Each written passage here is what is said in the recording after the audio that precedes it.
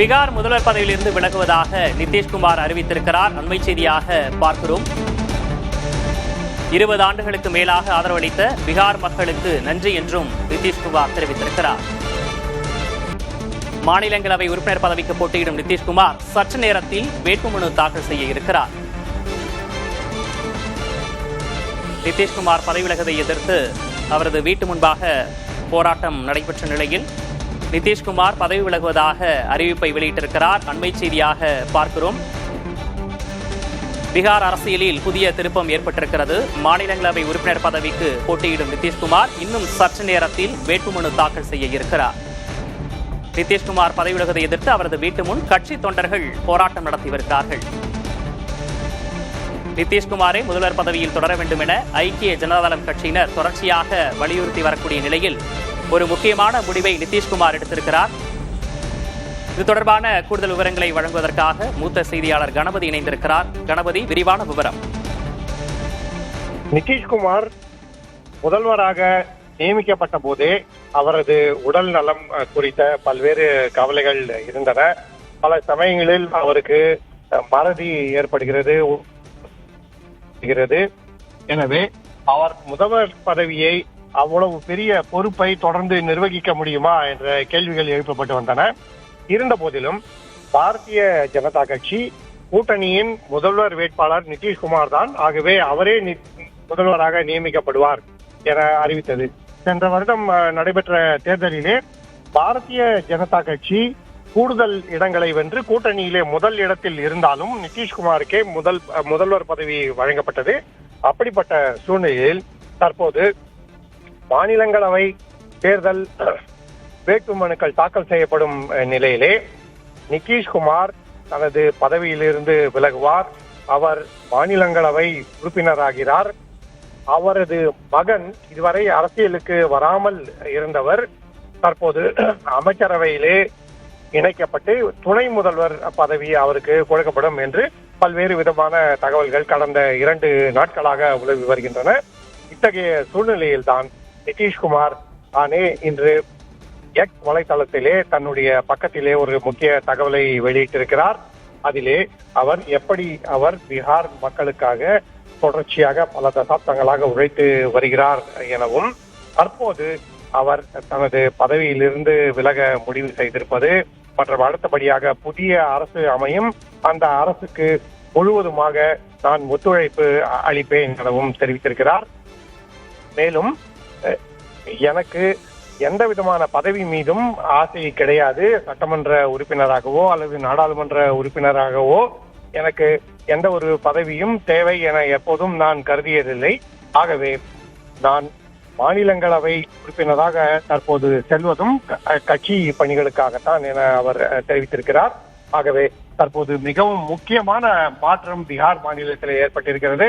கடந்த 2 தசாப்தங்களாக எந்த கூட்டணி வெற்றி பெற்று ஆட்சி அமைத்தாலும் நிதிஷ்குமாரே அதில் முதல்வராக இருந்திருக்கிறார் என்பது குறிப்பிடத்தக்கது. அந்த அளவுக்கு இன்றியமையாத ஒரு முக்கியமான பொறுப்பு அவருக்கு பீகார் அரசியலிலே தொடர்ந்து இருந்து வருகிறது. கடந்த தேர்தலில் கூட தேசிய ஜனநாயக கூட்டணி மிக பெரும் வெற்றியை பெற்றதற்கு நிதிஷ்குமார் மீது உள்ள அன்பு மரியாதை தான் காரணம் என தொடர்ந்து வலியுறுத்தப்பட்டு வந்தது. அத்தகைய நிலையில்தான் தற்போது பீகார் அரசியலிலே மிகப்பெரிய மாற்றம் நிகழ்கிறது. 10 முறை தொடர்ச்சியாக முதல்வர் பதவியிலே இருந்தவர் தற்போது அந்த பதவியை விட்டு விலகுகிறார். பலமுறை பதவி காலத்தை முழுமையாக முடிக்காமலே ஒரு கூட்டணியிலிருந்து இன்னொரு கூட்டணிக்கு சென்று மீண்டும் அந்த கூட்டணி சார்பாக முதல்வர் பதவிக்கு வந்திருக்கிறார் என்பதும் குறிப்பிடத்தக்கது. அத்தகைய மிகப்பெரிய பீகார் மாநிலத்தின் அரசியல் தலைவரான நிதிஷ்குமார் தற்போது முதல்வர் பதவியிலிருந்து விலக முடிவு செய்திருக்கிறார் என்பது அவரது கட்சியைச் சேர்ந்த தொண்டர்களுக்கு மிகுந்த வருத்தத்தை அளிக்கும் விஷயமாக உள்ளது. கணபதி, மிக முக்கியமான ஒரு முடிவை நிதிஷ்குமார் எடுத்திருக்கிறார். இது பீகார் அரசியலில் எத்தகைய தாக்கத்தை ஏற்படுத்தும்? தொடர்ச்சியாக அவர் வீட்டின் முன் தொண்டர்கள்லாம் போராட்டத்தில் கூட ஈடுபட்டிருக்கிறாங்க. என்ன நடக்கும் அடுத்தடுத்து? கடந்த வருடம் சட்டமன்ற தேர்தல் நடைபெற்ற போது இந்த தேர்தலிலே தேசிய ஜனநாயக கூட்டணி வெற்றி பெற்றாலும் நிதிஷ்குமார் முதல்வராக நீடிக்க மாட்டார்.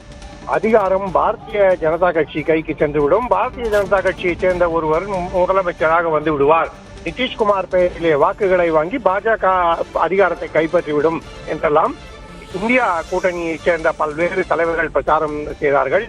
குறிப்பாக ராஷ்டிரிய ஜனதாதளம் கட்சியைச் சேர்ந்தவர்கள் இதை தொடர்ந்து வலியுறுத்தி வந்தார்கள். ராஷ்டிரிய ஜனதாதளம் கட்சி நிதிஷ்குமாருக்கு ஆதரவளித்து அவரை முதல்வராக அந்த பதவியிலே அமர்த்தியதும் நமக்கு நன்றாக தெரியும். அப்படிப்பட்ட சூழ்நிலையிலே அவர்கள் நிதிஷ்குமார் எங்களுக்கு எதிரி அல்ல என்று நேரடியாக அவரை தாக்காமல் இருந்தார்கள்.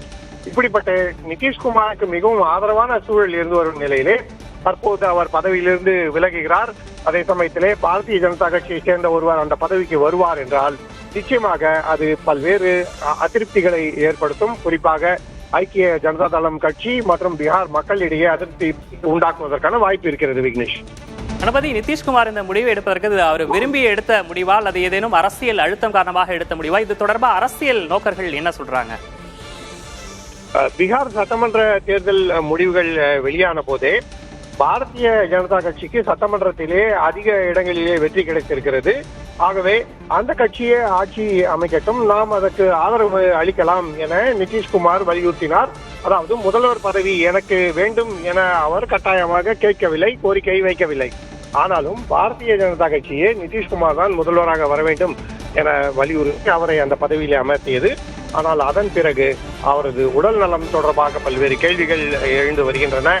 அவருக்கு வயது மூப்பு காரணமாக பல்வேறு உடல்நல பிரச்சனைகள் இருக்கின்றன. குறிப்பாக ஞாபக மறதி போன்ற விஷயங்கள் இருக்கின்றன.